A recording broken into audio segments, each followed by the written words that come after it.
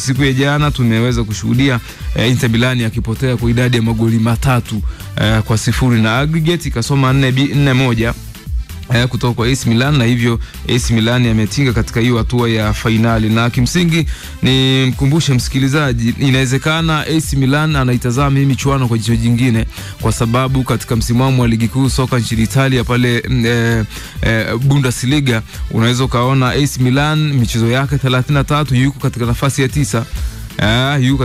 9. Kwa hiyo uwezekano wa yeye kuchukua ubingwa ni mdogo sana, kwa ni kama hana sehemu ya kukimbilia. Kikosi kama ambacho yuko nacho kama AC Milan msimu mzima hakuna kitu ambacho anaweza akitoa. Bila shaka ni sio kitu kizuri, kwa sababu usajili ameufanya mzuri, benchi la ufundi analo zuri. Msimu kumalizika hivi pasipo taji, manake kuna hasara fulani ambayo kama klabu wataenda kuipata hata wanapoingia katika dirisha la usajili, manake nyota walio wengi wanatamani kwenda katika klabu ambayo pengine ina utamaduni wa kuweza kutoa mataji. Sasa wao kama AC Milan ilikuwa na sikia miongoni mwa baadhi ya wachezaji wanazungumza kule katika upande wa ligi wanaona ni kama nafasi yao ni ndogo sana, kwa sababu mpaka hivi sasa Inter Milan yeye ndo ambaye anaongoza ligi, michezo 33 alama 71, lakini dhidi ya AC Milan michezo 33 nafasi ya 9 alama 51. Kwa hiyo kutoka 51 mpaka 71 unaweza kaona namna ambavyo wamepitwa alama nyingi. Lakini nafasi ya pili yuko Napoli alama 71 sawa sawa na Inter Milan. Nafasi ya 3 Atalanta alama 64, Bologna nafasi ya 4 alama 60, Juve nafasi ya 5 alama 59, Lazio nafasi ya 6 alama 59, AC Roma nafasi ya 7 alama 57, Fiorentina nafasi ya 8 alama 56, anafuata Inter Milan, AC Milan nafasi ya 9 alama 51. Kwa huku ni kama wameona kwamba tayari mambo yamekwisha haribika, na badala yake wanawekeza nguvu katika upande wa michuano hii ya Coppa Italia ili waweze kuondoka na chochote kitu. Coppa Italia ni kama huku kwetu ni CRDB Federation ama kombe la FA, lakini nchini England ni FA kama kawaida. Kwa kule kwao wanatumia kama hiyo Coppa Italia. Kwa hiyo hii leo tutakwenda kushuhudia nusu finali nyingine ambayo inasubiriwa pia kati ya Bologna dhidi ya Empoli, lakini Bologna katika aggregate anaongoza 3-0 mpaka hivi sasa. Kwa hiyo hiko ni kile ambacho kilijiri siku ya jana katika upande ule wa Coppa Italia, kwa maana ya ligi ya kule Italia, na kile ambacho kilikuwa kinajiri. Lakini tukashuhudia almanusura majogoo wa Anfield Liverpool washerekea ubingwa wakiwa wametulia vyumbani mwao, wakiwa wametulia na familia zao. Kwa maana ya Liverpool mpaka hivi sasa anahitaji kushinda mechi moja. Kabla ya mchezo wa jana wa Arsenal dhidi ya Crystal Palace, Liverpool alikuwa anahitaji alama 3 pekee aweze kutangazwa ubingwa wa 2024-25 kwa season hii. Lakini hizo alama 3 zinategemea na yule ambaye yuko katika nafasi ya pili, kwa sababu mbio za ubingwa mpaka hivi sasa zimebaki kwa timu mbili, kwa maana ya Liverpool pamoja na Arsenal. Manchester City ambao yuko nafasi ya 3, nafasi ya 4 yuko Nottingham Forest.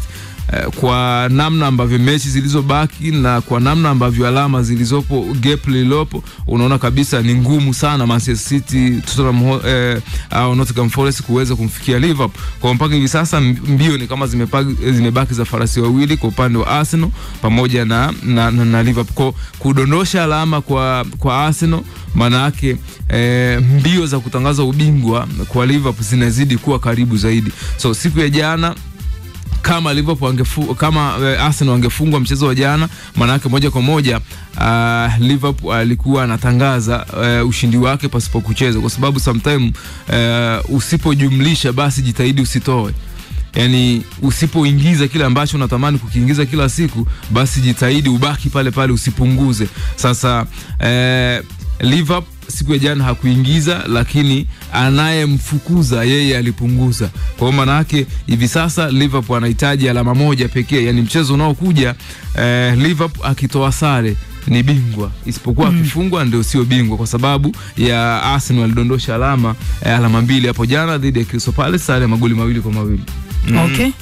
Yes, mambo yako hivyo. Kwa hiyo hii ni taarifa njema sana kwa mashabiki wa Liverpool, lakini bado Liverpool hata kama watatoa EPL, kwangu mimi siwezi nikawaambia mashabiki wa Liverpool ama mimi mwenyewe, sababu mimi mwenyewe ni shabiki wa Liverpool, wapo kina DJ Zek, wakina mashabiki wa Liverpool wako wengi, kina Victor Simon, wote ni mashabiki wa Liverpool. Kwa hiyo ni kitu ambacho naweza nikasema licha ya kuwa Liverpool anaweza akawa bingwa, lakini kuna ala mkubwa sana ambayo Liverpool anapaswa kuichukua kuelekea katika msimu mpya wa 25-26. Baada ya kuondoa kwa Jurgen Klopp, tumeona Arne Slot amechukua timu na alianza vizuri sana akiwa anashiriki katika michuano yote, kwa maana ya kombe la Carabao Cup, kombe la FA, akawa anashiriki Champions League, akawa anashiriki EPL, lakini mpaka hivi tunavyozungumza makombe ambayo amebaki anayapambania ni kombe moja tu ambao ni kombe la ligi. So na huu si utamaduni wa Liverpool, na kama si utamaduni wa Liverpool, maana yake tutakuja kutazama ni wapi ambapo pengine Arne Slot amefeli yeye kama kocha. Liverpool mara nyingi imezoea ikichukua treble ama kufika katika hatua za juu zaidi za Champions League pamoja na michuano mingine, kwa maana ya Carabao Cup pamoja na kombe la FA, lakini this time around tumeona ni Arne Slot ambaye ameshindwa kuifikisha hiyo Liverpool katika yale mambo katika zile nafasi ambazo Liverpool imezoelea ikifikio, lakini anahitaji pia kupewa baadhi ya wachezaji wenye focus, wenye fighting spirit kutoka katika maeneo tofauti, kwa maana ya wapo ambao wachezaji wakikosekana uwanjani, maana yake pengo lake la moja kwa moja unakwenda kuliona. Mfano pengo la Mohamed Salah ni pengo ambalo halizibiki kirahisi. Kwa hiyo natamani kuona Liverpool kama Liverpool kupitia kwa tajiri waweze kuona namna gani ambavyo wanaweza wakaingia sokoni katika dirisha linalokuja ili kusudi waongezee baadhi ya maeneo nguvu. Yes, waliweza kufanya usajili wa mchezaji mmoja dakika za jioni kabisa, mchezaji ambaye umri wake umeenda, lakini impact yake inaonekana, isipokuwa majeraha yanamsumbua. Ni kama bado Liverpool hawajatibu yale maeneo ambayo yamekuwa yakivuja sana, hasa anapokosekana labda Luis Diaz, Mohamed Salah, hasa katika maeneo ya ushambuliaji. Eneo la midfield, Gravenberch anafanya kazi nzuri sana, McAllister, Wataruendo pamoja na Dominic Szoboszlai, kazi nzuri ambao wanaifanya, lakini katika maeneo mengine ambao nimetaja, nafikiri Liverpool wanapaswa kwenda sokoni ili kusudi waweze kukamilisha kile ambacho pengine mashabiki wa Liverpool tunakihitaji. Lakini wekundu wa Msimbazi Simba siku ya jana wamefika salama pale Afrika Kusini, na hivi tunavyozungumza sessions za mazoezi mbalimbali zimekusha kuanza. Nimeona baadhi ya picha tayari wako katika gym, wanasema hakuna muda wa kupoteza. Na ukiwasikiliza baadhi ya mashabiki wa Simba ambao wanaishi kule Afrika Kusini, wao wanasema licha ya kuwa ni ushindi mdogo ambao Simba uliupata katika dimba la New Amani Complex pale visiwani Zanzibar dhidi ya Stellenbosch, wao wanaamini bado Simba wana nafasi kubwa ya kuweza kusonga mbele katika hatua ya finali kuliko wale Stellenbosch, kwa sababu for the record Stellenbosch yani kwenye hii michuano hawana huo ushindi mkubwa, labda magoli 3, magoli 2, hawana huo ushindi. Lakini ukirudi for the record, ni lini Simba ambayo ilifungwa magoli 2-0, labda magoli 2-0 amefungwa na dhidi ya Al Masry peke yake, lakini unaweza ukatafuta mechi 4 mpaka 5 lini ambayo Simba amefungwa 2-0, unapata shida kidogo kwenda kutazama katika upande wa hiyo record. Kwa unaweza kaona mpaka hivi sasa Simba ana hiyo advantage ya kusonga mbele, kwa sababu sare yoyote Simba ana qualify, lakini 2-1 Simba anakwenda, isipokuwa labda Simba afungwe 3-1 na afungwe 2-1. Na ukitazama jinsi ambavyo wanacheza wale Stellenbosch, ni wachezaji ambao wanachezea sana mpira, isipokuwa hawawi hatari sana katika hilo eneo la mwisho la mpinzani. Kwa nafikiri ukitazama pia na kikosi ambacho kimesafiri cha Simba, hakuna doubt aina yoyote wachezaji ambao wamekosekana ni wale nyota ambao wamekuwa hawapati nafasi ya kucheza kwa kipindi kirefu, kama kina Aishi Manula pamoja na kina Mzamiru Yasin, ndo wachezaji ambao sijawaona wakiwa na kikosi cha Simba. Lakini kwa kikosi cha Simba ambacho kimesafiri mpaka hivi sasa, nafikiri kilichobaki hivi sasa ni namna gani ambavyo benchi la ufundi likiongozwa na Fadlu Davis wataweza kuiapproach hiyo mechi ya ugenini. Na mimi sina shaka, na Faldo Davis amekuwa bora sana hasa anapokuwa katika viwanja vya away, namna gani ambavyo anaweza akawabadilishia wachezaji majukumu kulingana na mbinu zinavyohitaji. Tumezoea Mohamed Hussein pamoja na Shomari Kapombe, kazi yao wao ni kuninginia katika mashavu ya pembeni kwenda ku overlap na kumwaga maji, wananinginia pembeni. Wananinginia pembeni kwa maana yani Ali Mohamed akaelewa hicho tu. Ameelewa hicho na namuelewa. Unajua Kiswahili si na maana gani? Mimi nimekuelewa vizuri sana. Ndio. Mashavu ya pembeni si ndio haya? Ndio haya hayo. Na kwa sababu haya mashavu uliyoyataja yanakaa pembeni. Kwa hiyo tumi namuona Faldo Davis akiwa kimbinu zaidi hasa anapokuwa katika michuano ile ya away. Kwa hiyo nafikiri kesho tutazungumza kiufundi zaidi pengine nini ambacho Faldo Davis anapaswa kufanya katika huo mchezo wa Aprili 27, mchezo wa raundi ya pili michuano hii ya kombe la shirikisho barani Afrika. Lakini kwa haraka zaidi kwa dakika moja update hii leo kule visiwani Zanzibar ndio ile michuano ya muungano inaanza kutimua vumbi. JKU dhidi ya Singida Black Stars, mchezo wa ufunguzi majira ya saa 11 za jioni katika uwanja ule wa Gombani.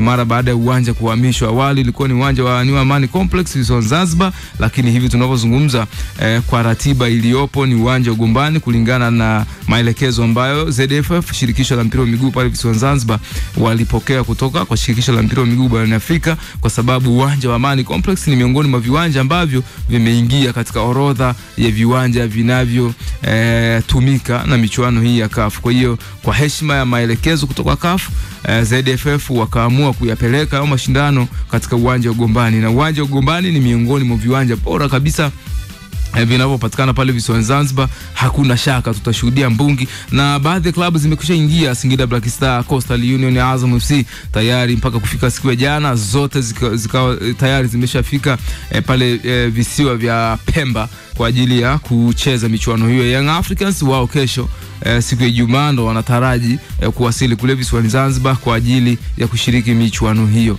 Yes, mambo yako hivyo. Mea Mswahili, una jambo lolote? Sasa si ndio ulize sasa. Wewe Ali Mohamed alikuwa anauliza eti ndege ya Simba. Ndege ya Simba. Kwa tunauliza imefanyaje? Tumlete, kuna haja kuleta mkaguzi na mdhibiti mkuu wa hesabu za serikali ama ikoje? Labda utusaidie. Kwani Simba wamepewa ndege ya serikali waendelee huko kama walivyopewa Yanga? Rais wa Jamhuri ya Muungano wa Tanzania hana baya. Rais wa Jamhuri ya Muungano wa Tanzania Mheshimiwa Samia Suluhu Hassan hana baya. Usafiri na malazi bure kwa mnyama. Labda nipite na hii taarifa kwa haraka zaidi.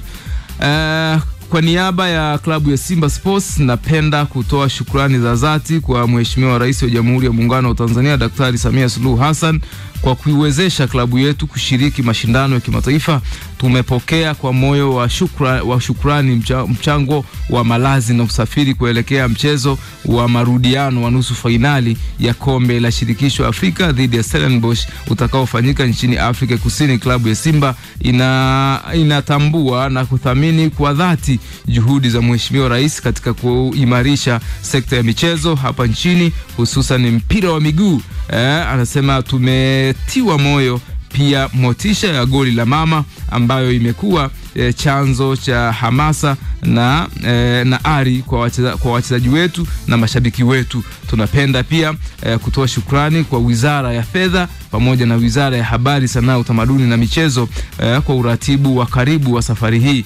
Aidha tunazishukuru taasisi zilizoonyesha ushirikiano mkubwa katika mchakato huu: Mamlaka ya Mapato Tanzania TRA, Shirika la Ndege la Tanzania ATCL, Mamlaka ya Bandari Tanzania TPA, pamoja na Shirikisho la Reli Tanzania TRL.